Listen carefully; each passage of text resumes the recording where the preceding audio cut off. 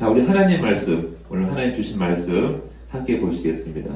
에스라서 1장 1절에서 8절까지의 말씀입니다. 할렐루야.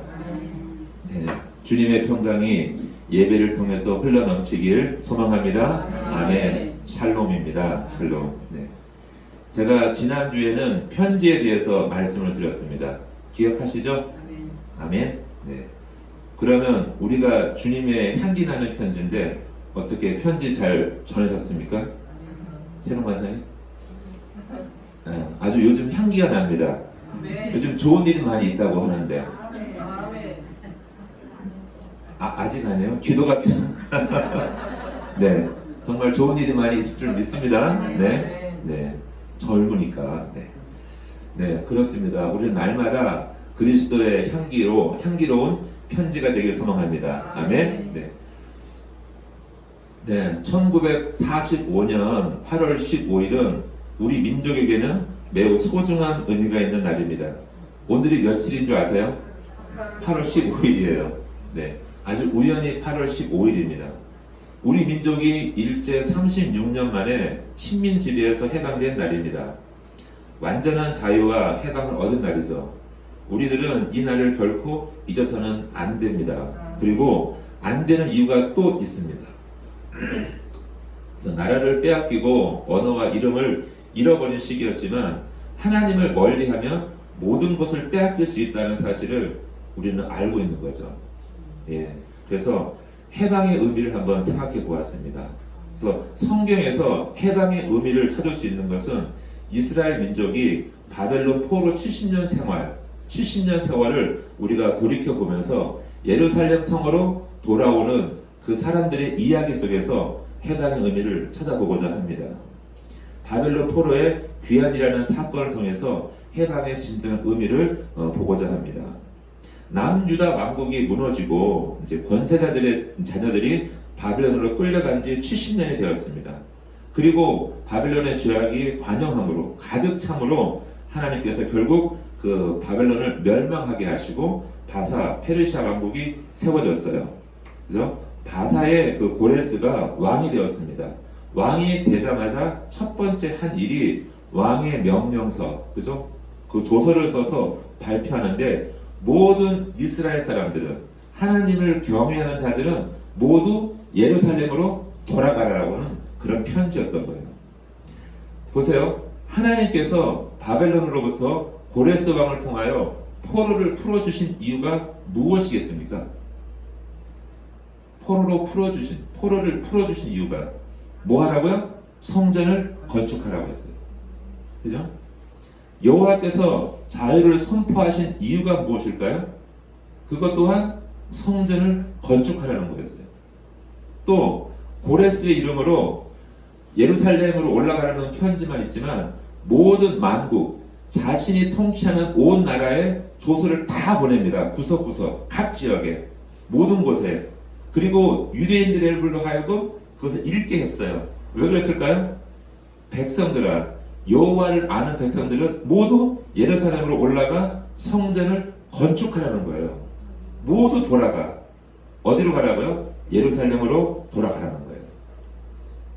자, 그렇다면 우리는 2500년이 지났어요. 고레스 편지가 발표된 지. 우리는 그냥 지금 돌아갈 준비가 되었습니까? 라고 질문하는 거예요. 하나님께서 예루살렘으로 돌아가 성전을 세우고 다시 예배를 회복하라고 하시는데 돌아갈 준비가 되었습니까? 제가 이렇게 묻는 겁니다. 어떻게 준비하는 것이 성전과 예배를 회복하는 것이 되겠습니까? 라고 말입니다. 첫 번째로 예언된 말씀을 전적으로 신뢰하여야 한다는 것입니다. 우리가 읽었던 1장 1절에 바사왕 고레스 원년에 여호와께서 예레미야의 입을 통하여 하신 말씀을 이루게 하시려고 바사왕 고레스의 마음을 감동시키심에 그가 온 나라에 공포도 하고 조서도 내려 이르되 아멘. 어떻게 해요? 하나님께서 여호와의 입을 통하여 하신 말씀을 이루게 하시려고. 사랑하는 성도 여러분, 말씀은요 믿음에 의해서 선포되었습니다. 그리고 예언은 하나님의 신실하심에 의해서 성취되는 줄 믿습니다. 아멘. 말씀은 믿음에 의해서 선포되어져요. 그렇지만 이루시는 이는 하나님의 신실하심으로 하나님의 예언을 이루신다는 거예요. 예레미야가 선포하고 다니엘이 깨달았어요. 그죠? 그리고 나서 고레스 왕이 선포하는 거예요. 하나님의 말씀을. 오랜 세월 하나님의 말씀은 선포되어지고 하나씩 하나씩 성취되어 간다는 말씀입니다. 예레미야는 남유다가 바벨론의 망해서 너희들이 끌려간다. 70년 동안 포로생활 할 것이고 그 뒤에야 돌아올 거라고 예언했어요. 예레미야 25장 11절에 이런 말씀이 적혀 있습니다. 이 모든 땅이 폐허가 되어 놀랄 일이 될 것이며 이 민족들은 70년 동안 바벨론의 왕을 섬기리라. 그리고 이어서 하나님의 은혜로 유다 땅으로 돌아온다고 하는데 예레미야 29장 10절에 여호와께서 이와 같이 말씀하시니라. 바벨론에서 70년이 차면 내가 너희를 돌보고 나의 선한 말을 너희에게 성취하여 너희를 이곳으로 돌아오게 하리라. 아멘. 이 말씀이 분명히 적혀 있다는 거예요. 그런데 사람들은 믿지 않았어요. 많은 사람들이. 하지만 바벨론 포로 중에서 한 사람은 달랐습니다. 날마다 예루살렘으로 고향으로 돌아갈 날만 기다리고 기도하는 한 사람은 바로 누구였어요? 다니엘이었다는 거예요.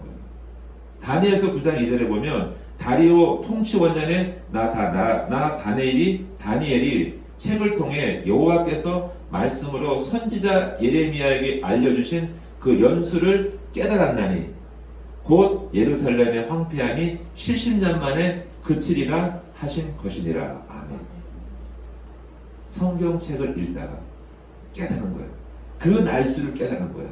아, 이제 곧 돌아갈 날이 돌아온다는 거예요. 성도 여러분, 하나님 말씀을 진실로 믿으십니까? 아멘. 진실로 믿으시기를 주의 이름으로 축복합니다. 하나님 말씀은 살아있고요. 반드시 때가 이르러 응답하시는 줄 믿습니다. 아멘. 베드로전서 1장 24절 25절 이런 말씀 적혀 있습니다. 그러므로 모든 육체는 풀과 같고 그 모든 영광은 풀의 꽃과 같으니 풀은 마르고 꽃은 떨어지되 오직 주의 말씀은 세세토록 있도다 하였으니 너에게 전한 복음이 곧 이 말씀이니라. 아멘. 하나님 말씀을 살아있습니다. 하나님 말씀은 살아있고 하나님 살아계시고 그 말씀은 반드시 이룰 줄 믿습니다. 아멘. 이렇게 우리는 믿어야 하는 거죠. 말씀을.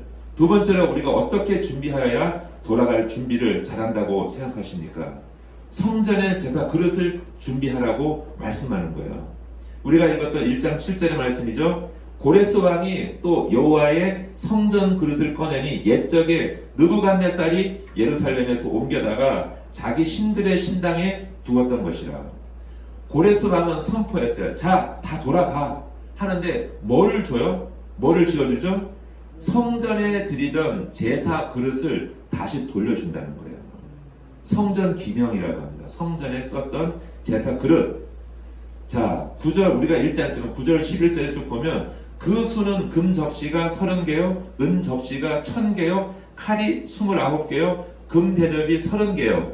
그보다 못한 은 대접이 410개요, 그 밖에 그릇이 1000개니 금, 은 그릇이 모두 5400개라. 사로잡힌 자를 바벨론에서 예루살렘으로 데리고 갈 때 세스바살이 그 그릇들을 다 가지고 갔더라. 아멘. 성경에서 그릇 한 개까지 숫자를 씌워서 기록한 곳은 없어요. 우리도 기록합니까? 그릇 숫자까지 안 씌워요. 근데 하나님은 이 숫자를 금과 은과 큰 그릇과 작은 그릇 그걸 정확하게 구분해서 몇 개까지 숫자를 세워서 성경에 기록하고 있습니다. 왜 그럴까요? 중요한 거잖아요. 그죠? 그리고 이 그릇을 누구에게 주었다고요? 세스바살에게 그릇을 넘겨줘요.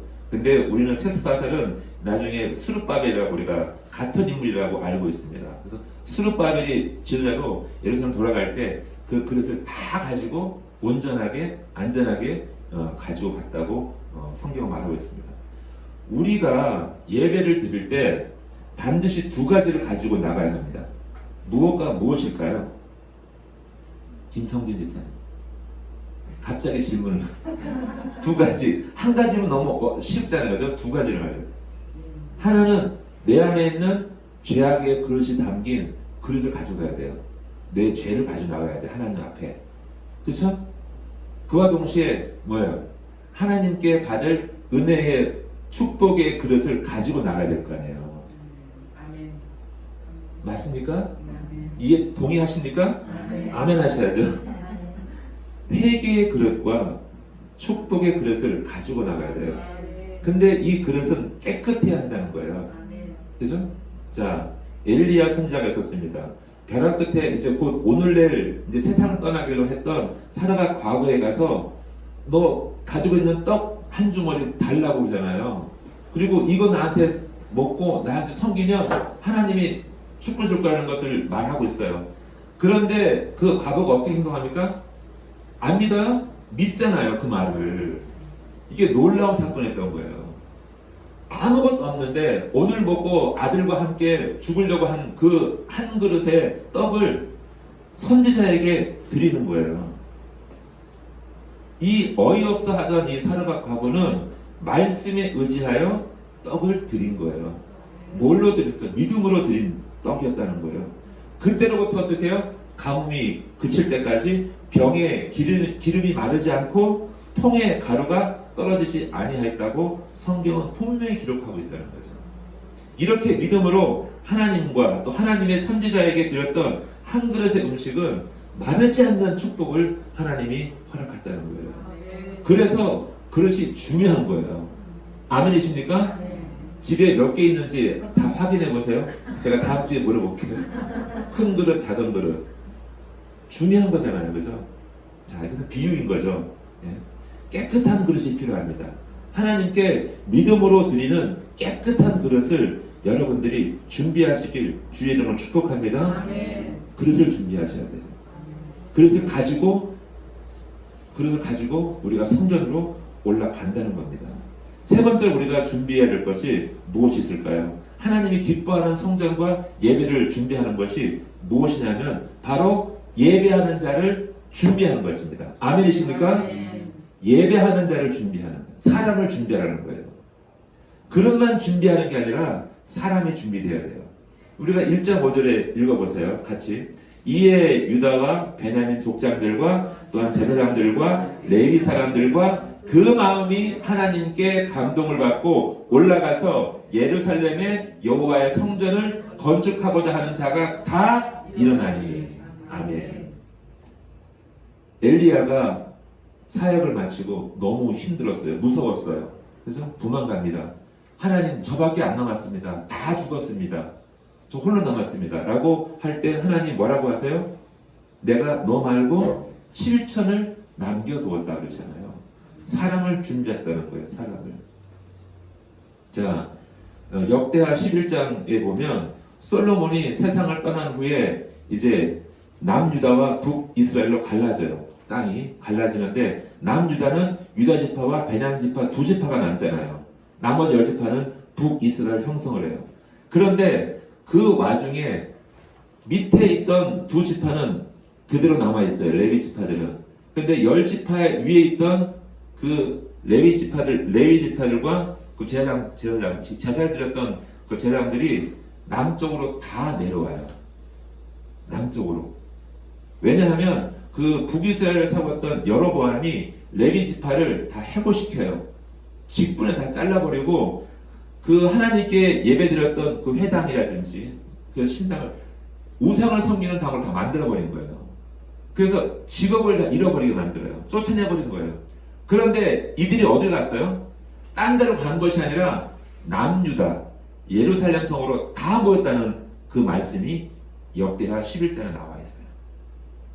우상을 섬기는 신당을 세우니까 거기에 예배를 못 드린다 해서 버리고 돌아오는 곳이 바로 예루살렘 성전이었다는 거예요. 그래서 남유다에 모인 그들은 예루살렘 성전과 예배를 다시 회복하기 시작하는 거예요. 그 일을 기뻐하신 하나님께서 남유다 왕국을 든든하게 기초를 세우게 하셨다는 겁니다. 이 놀라운 말씀이죠.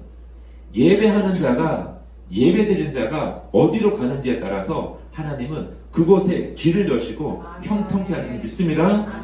이것이 하나님의 사랑이라는 거예요. 바벨론 포로에서 돌아오는 사람들은 누구입니까? 혹시 이름 아세요? 예스라 우리가 읽었던 1장, 2장에 보면 2장과 8장과 느헤미야 7장에 그 사람들의 이름이 반복되어서 기록되어 있어요. 누가 올라왔는지, 누구가 어느 집안의 아들이 올라오는지를 다 기록하고 있다는 거예요. 우리가 족보만 보았지 하나님의 성전을 찾아서 예배를 찾아서 올라오는 사람들의 하나님은 이름들을 다 기억하시려고 여기에 명단을 적어 놓으신 거예요. 2장에 7장에 그리고 느헤미야에 다 기록되어 있다는 거예요. 한번 시간 되시면 보세요. 그 이름 하나하나가 얼마나 눈물과 땀으로, 그래서 피로 들인 그 역사가 기록되어 있는 거예요. 그 이름은요, 하나님이 기억하신다는 거예요. 그 이름을, 어떤 이름을요? 예배드린 자의 이름을 하나님이 기억하신다는 거예요. 하나님께서 우리의 이름을, 성도의 이름을 하나님의 생명책에 기록하듯이 신령과 진정으로 예배드린 자들의 이름을 하나님이 기록하신다. 아멘이십니까? 네. 지금 예배하는 자들이 지금 다 어디에 있습니까? 지금 코로나19로 예배 드리는 것이 어려워요, 지금요. 그래서 뭐 어쨌든 간에 뭐 코로나 때문에 상황이든 간에 핑계는 많습니다. 하지만 이렇게 어려운 상황에 여러분들은 어떤 심정으로 예배를 드리냐는 거예요. 지금 예배 드리지 마세요, 오지 마세요 하니까 그런 이제 시험 든 사람들이 점점점 믿음이 바닥을 치고 있어요. 그죠? 예배를 드리지 못하게 한다고 해서 모이지 않으면 안 되는 거예요. 모여야 되는 거죠. 어떤 방법을 쓰든 간에 뭐 영상이나 전화통화로라도 만나고 모여서 함께 예배를 드려야 하는 거예요. 특별히 고난 속에서는요, 더 강하게, 더 크게 예배를 드려야 합니다. 이스라엘 백성들은 광야에서 예배를 드렸어요.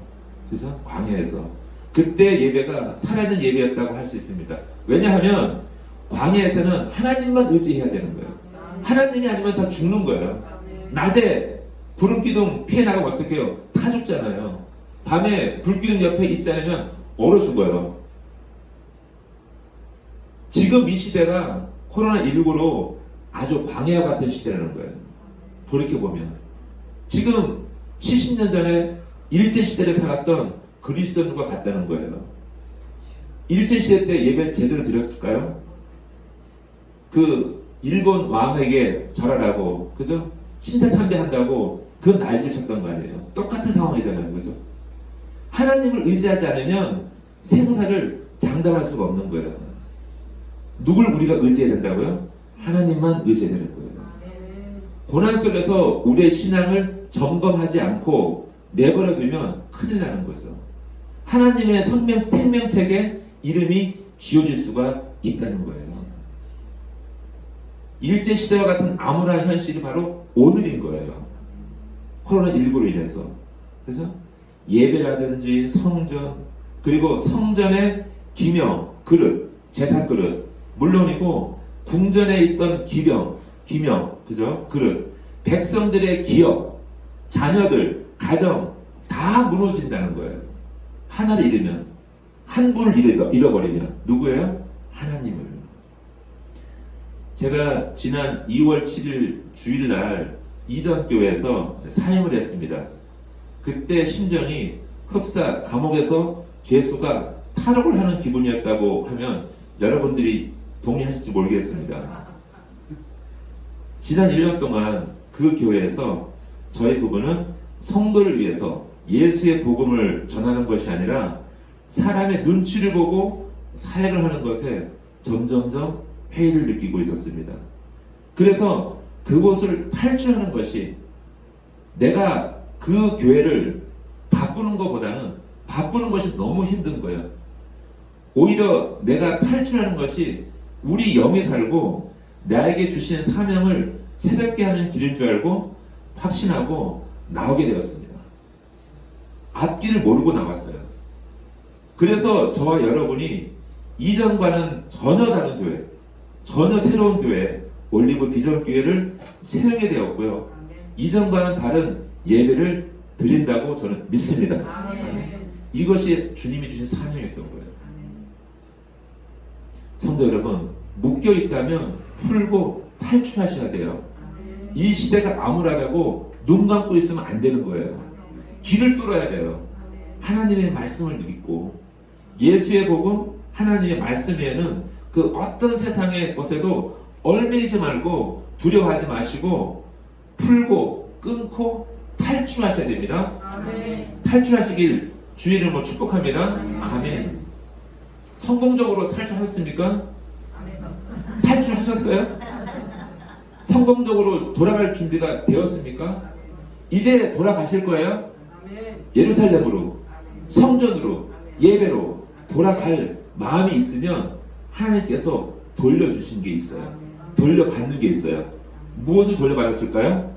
스룹바벨이 고레스 왕으로부터 돌려받는 게 뭐예요? 성전에 제사 드리는 그릇을 받아요. 제사 드리는 그릇을 받는다는 거예요. 이게 무슨 말이에요? 예배 드릴 때 아무것도 없이 드리면 안 되잖아요. 아까 말씀드렸어요. 회개의 그릇과 감사의 그릇을 드려야 되는 거예요. 그 그릇을 돌려주시는 거예요. 하나님께서. 예배로 회복되지 않으면 하나님은 아무것도 안 주세요. 왜 아멘 안 하십니까? 예배가 회복되지 않으면 하나님은 아무것도 안 주십니다. 아멘. 우리가 기도하지 않는데 하나님이 응답하세요? 안 하잖아요. 우리 마음이 깨끗지 않은데, 우리 마음에 사심이 있는데 하나님 들으시겠냐고요. 여러분들이 돌려받고 싶은 게 무엇이 있습니까? 솔직히 보세요. 솔직히 보세요. 돈도 필요하죠. 화폐도 필요하죠. 지폐도 필요하죠. 코인도 필요하잖아요. 그죠? 솔직하게. 그런데 그에 앞서 하나님께 드릴 믿음이 필요하다는 거예요. 믿음이. 하나님께 드리는 예배가 있어야 하나님이 허락하시는 거예요. 그 이전에, 그죠? 모든 것 이전에 하나님이 예배를 먼저 회복하라고 말씀하세요. 회복하겠다고 우리가 고백하고 돌아가겠다고 탈출하니까 하나님께서 우리에게 돌려주시는 거죠. 너에게 있어야 할 것, 산업과 기업과 자녀와 가정과 믿음과 은혜와 소망을 하나님 부어주신다는 거예요. 그것이 예배의 회복이에요. 아멘. 그래서 예배를 먼저 회복하시면 하나님께서 이 모든 것을 돌려주실 줄 믿습니다. 아멘. 이 말씀이에요. 성경 전체를 다 보시면 아마 아실 거예요. 성전 이야기와 예배 이야기밖에 없어요. 예배를 잘 드리는 백성들은 잘 살아가요. 예배 못 드린, 예배에 실패한 백성들은 다 무너져요. 성전을 잘 섬긴 백성들은 잘 살아남고, 성전을 멀리 간 성도들은 다 패망하고 있다는 것을 우리가 볼 수 있어요. 그 얘기예요. 성전과 예배 이야기입니다. 예배를 회복하시고 성전을 회복하시고 믿음을 회복하시길 주의 이름으로 축복합니다. 아멘. 말씀을 맺겠습니다. 8.15 광복은요, 일제시대로부터 해방과 광복이었다면, 우리 민족의 광복이었다면, 우리의 진정한 광복은 성전의 재건과 예배의 회복인 줄로 믿습니다. 아멘. 기쁨과 감사는요, 회복의 시작입니다. 아멘. 기쁨은 예배의 회복으로부터 시작이 되고, 감사는요, 성전의 회복으로부터 시작된 줄로 믿습니다. 아멘. 2500년 전에 선포되었어요. 고레스의 칙령이. 코로나19로 인하여 무너진 우리의 믿음을 바로 세워야 합니다. 다시 말하고 있어요. 고레스 왕이 다시 선포하는 거예요. 너희들 예루살렘으로 돌아가라. 예배 드리러 성전을 회복하라고 하고 있습니다. 우리는 오늘부터 다시 회개하고 초심으로 돌아가 성전을 세우고 예배를 회복하는데 먼저 선포된 말씀을 전적으로 신뢰하시고, 그죠? 믿음의 그릇을 준비하시고 예배하는 자로서 자신의 이름을 하나님의 생명책에 기록될 수 있도록 노력해야 할 줄로 믿습니다. 아멘. 아멘. 아멘. 성도 여러분, 감사와 기쁨으로 회복되시길 주의 이름으로 축복합니다. 아멘. 아멘. 기도하겠습니다.